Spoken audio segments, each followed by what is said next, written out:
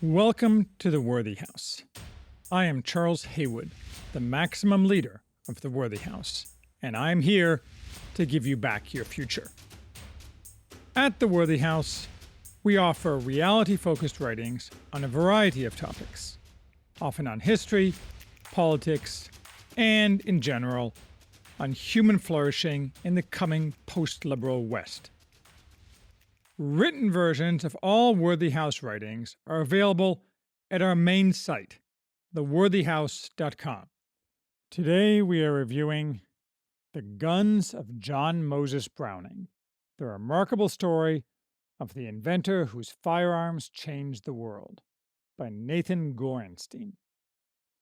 Some men have minds that are simply not like those of others, but far better, on a different plane entirely. Such men are vanishingly rare, and appear to be even rarer, because their unique talents are often lost to mankind, when they are not recognized by, or not applicable to, the society in which they are born. John Moses Browning, who lived from 1855 to 1926, was fortunate in that his peerless spatial-mechanical talent, specifically for the manufacture of firearms, coincided with the right time for his talents to achieve their full potential. A substantial majority of all today's firearms rely on his insights. I cannot think of another field in which one man has dominated the entire modern era, and whose work shows no signs of fading in importance. I know a fair bit about guns, both in their workings and their manufacture. It pays to be so educated in these days of future chaos. And so I was pleased that the author of this biography of Browning, Nathan Gorenstein, did not dumb his book down. He more than adequately explains the specifics of Browning's crucial inventions, without turning the book into a technical manual. Maybe a few more drawings would have been nice, but the prose is sleekly written, and a glossary is provided for those new to the topic, so the book hits a sweet spot for most readers. Of course, this book did not get a review in the New York Times, which mostly shills books for commies and trannies, both of which are wholly absent here. Still, it is refreshing that a mainstream press will still publish a book that does not once bow in the direction of any modern hysterics about guns. I think that, like sharks, guns have now become largely perfected for their evolutionary niche. Yes, worthwhile tweaks and variations are made here and there, and accessories of various kinds frequently come to market, some staying for the long term, others not. New materials, such as the polymer frames of Glocks or attachment systems for AR platform accessories, and new rounds arrive on the scene. But these are merely icing on the top of the long-established basic mechanics of guns. That our military is always announcing some new small-arms weapon system, and then abandoning the effort a few years later, after spending a few tens of millions of dollars, suggests this will remain true. 500 years from now, assuming we are not all breaking animal bones with stones to get at the marrow, we'll probably still use recognizable guns, just as Sean Connery does in the movie Outland, set in a mining colony on Jupiter's moon Io. And Browning's designs will still probably be the ones we use. Browning was born to a Mormon patriarch of the old school, who had moved west with the forced Mormon migration out of Illinois, and was married to 3 women simultaneously, creating a tangled family tree. In his adulthood, Browning himself seems to have been an indifferent Mormon. He drank, at least while traveling, and once, only once, proposed plural marriage to his wife, who in return implicitly threatened to kill him. He grew up in, and kept as his home base his whole life, Ogden, Utah, which changed from a sleepy frontier town to a boom town when the railroad arrived in 1869.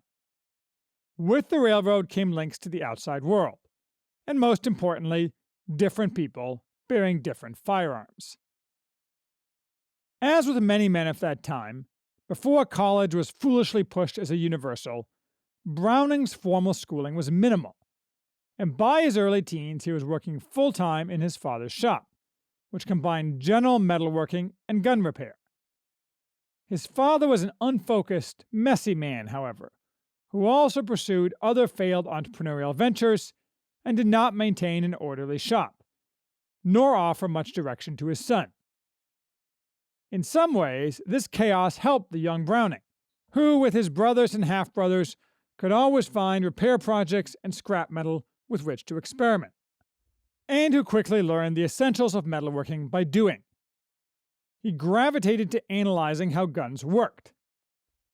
At this point in the 19th century, a great number of very different, mostly very imperfect, gun designs were on the market, and many ended up as repair projects in his father's shop, brought by those traveling along the railroad. But Browning didn't want to spend his life doing random odd jobs. He wanted a way to use his mechanical talent, which he felt keenly, to do great things. He subscribed to Scientific American, as my brother and I did as children, learning quite a bit. Though you can learn nothing today from the far-left agitprop magazine that now goes under that name, absorbing its lists of inventions and the latest patents. What he decided to invent was a new type of single-shot breech-loading rifle, superseding the relatively primitive Sharps. He combined what had required many operations on earlier rifles into far fewer, simplifying the mechanism and making it more robust and more affordable. This rifle, patented in 1879, when Browning was 24, became known as the Winchester Model 1885. At first, Browning and his brothers manufactured the gun in their simple machine shop, making a few hundred copies.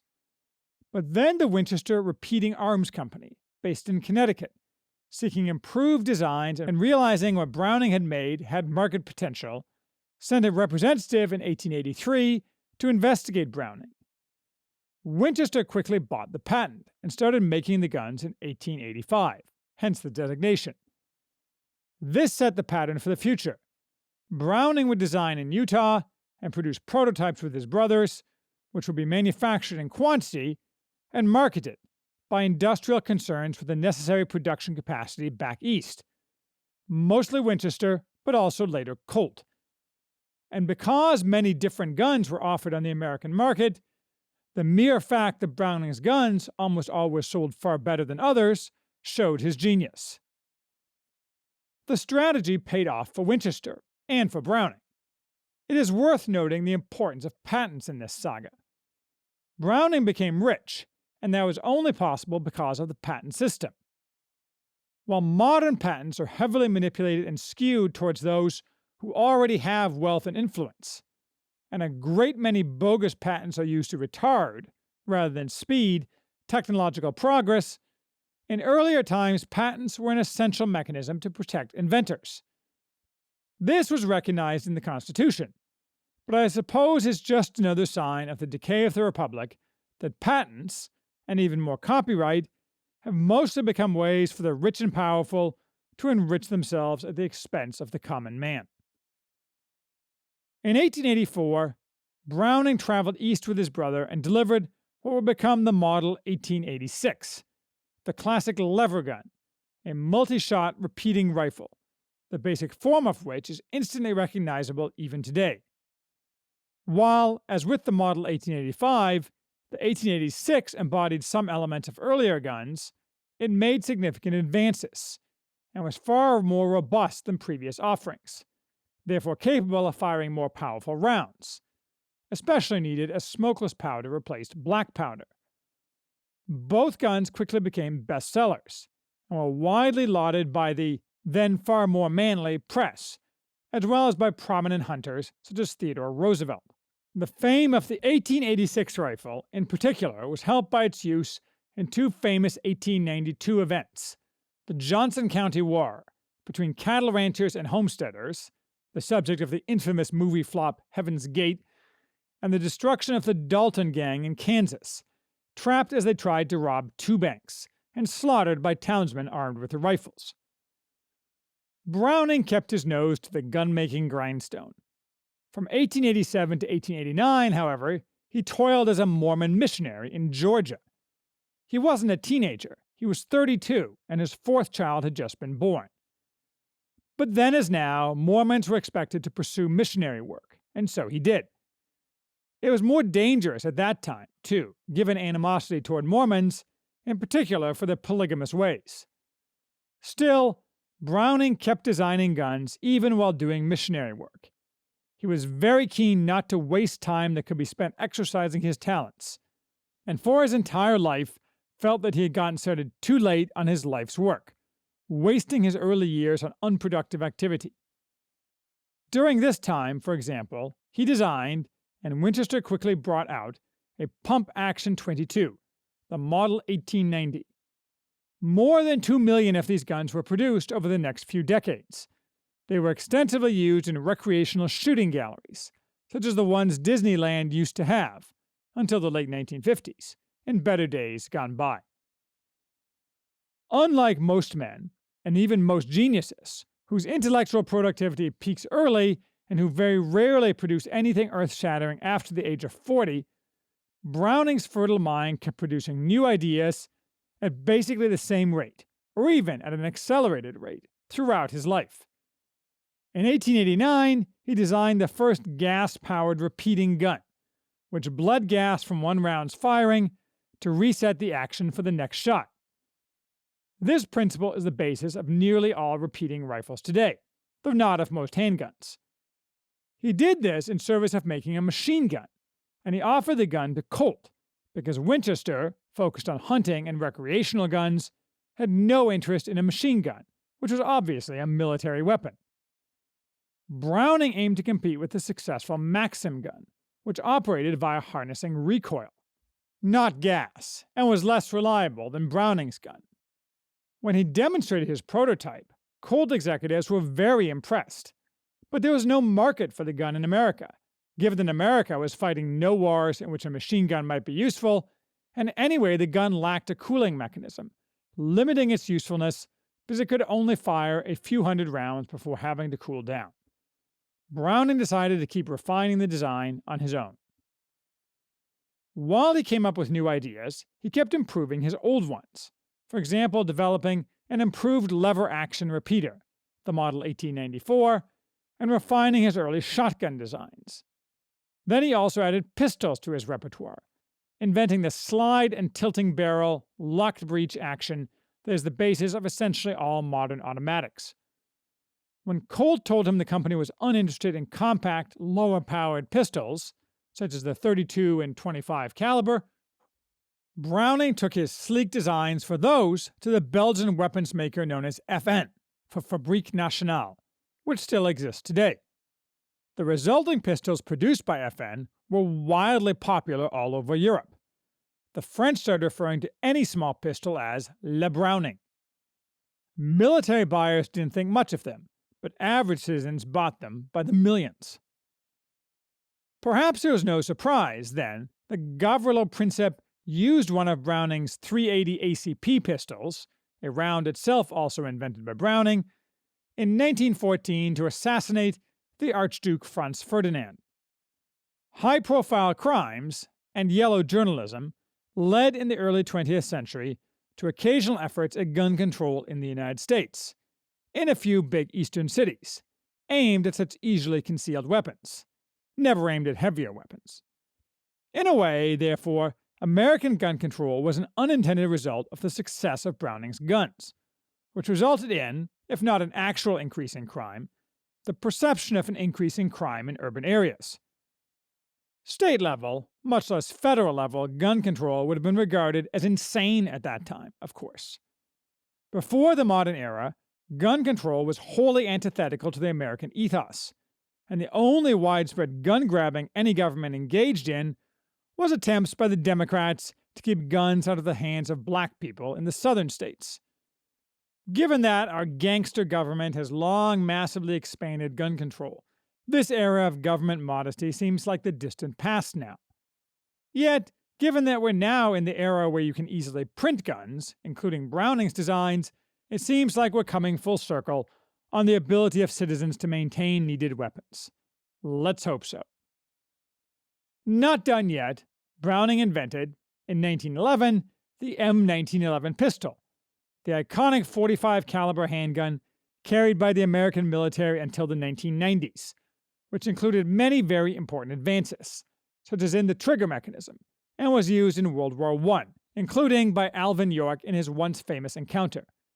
He returned to machine guns, in 1917 inventing the M1919 machine gun, an air-cooled gun extensively used by the United States military for the entire 20th century, and still used by some countries today. He invented the BAR, the Browning Automatic Rifle, a handheld, hard-hitting, 20-round magazine-fed machine gun that saw extensive use in World War II. And the M240 gun today in use, a belt-fed gun, is very similar to the BAR. And finally, before he dropped dead in his Belgian office of a heart attack in 1926, at age 71, he finished most of the work on the M2, the instantly recognizable 50 caliber machine gun still in use all over the world today. What explains Browning's genius? According to Gorenstein, who documents his claim, Browning was preternaturally able at mental spatial manipulation. He could create visible mechanical objects in his mind, iteratively manipulate, in an interactive fashion, variations of them mentally, and then reduce the best designs to metal directly, rather than by first creating drawings. Of course, raw intelligence, focus, and a relentless work ethic enabled this talent to come to fruition. It's not enough to have talent if one is simply a dreamer, or an idiot savant. This ability to think in images rather than words seems to be frequent among those with extreme gifts. For example, both Albert Einstein and John von Neumann suggested that their mental processes revolved around images rather than words, even though mechanical inventions were not their specific talent. In these days of computer-driven everything, I don't know if spatial manipulation is still as useful a specific talent in invention. But at this time, it was the key to a great deal of human advancement, and certainly is one marker of outlier mental abilities useful to mankind. Oddly, it does not appear that the massive increase in population in modern times, in organized, stratified societies such as ours, where talent is very likely to be recognized and nurtured, has increased our number of geniuses. You would think that if the percentage is constant over time, we'd have more today. I suppose it's hard to measure how many geniuses we have, but I can't think of any prominent modern geniuses who really stand out from the herd. Nearly everyone celebrated today as a genius in supposedly talent-based fields is a moron whose genius is a lie, Anthony Fauci, or has accomplished only tasks of negative social value, Mark Zuckerberg. Probably this is both because recognizing, advancing, and rewarding genius is perceived by our elites as racist and sexist, for obvious reasons, and because advanced technology, being very complex, is necessarily the product of many men working together, in a way that was not true in Browning's day. Likely our geniuses are toiling unnoticed within larger projects, or are using their talents in obscure fields like higher mathematics. Or, also likely, a great many are wasting their talents in worthless, yet personally remunerative fields, such as finance and law, where we have perhaps 50 times as many people working, mostly grossly overpaid, as a well-run society would have. Too bad. Unlike many other famous men, Browning did not believe his success made his opinion relevant on matters outside his competency. He gave no interviews, and he did not care what people thought of him, at least outside his family. He did subscribe, at least to some degree, to the common delusion of military inventors of the past, that improved killing machines would make wars less likely. At the same time, he was a strong American patriot, when America was something worth being patriotic about, eager to assist the American military in meeting its needs, while being adequately compensated. When he died, he was honored by the nation and his family, and nobody had a bad word to say about him. Or if anyone did, he kept it to himself. The world is very different now, but this is an educational book for both children and adults, both about guns and about how a well-run society approaches and encourages technological advances.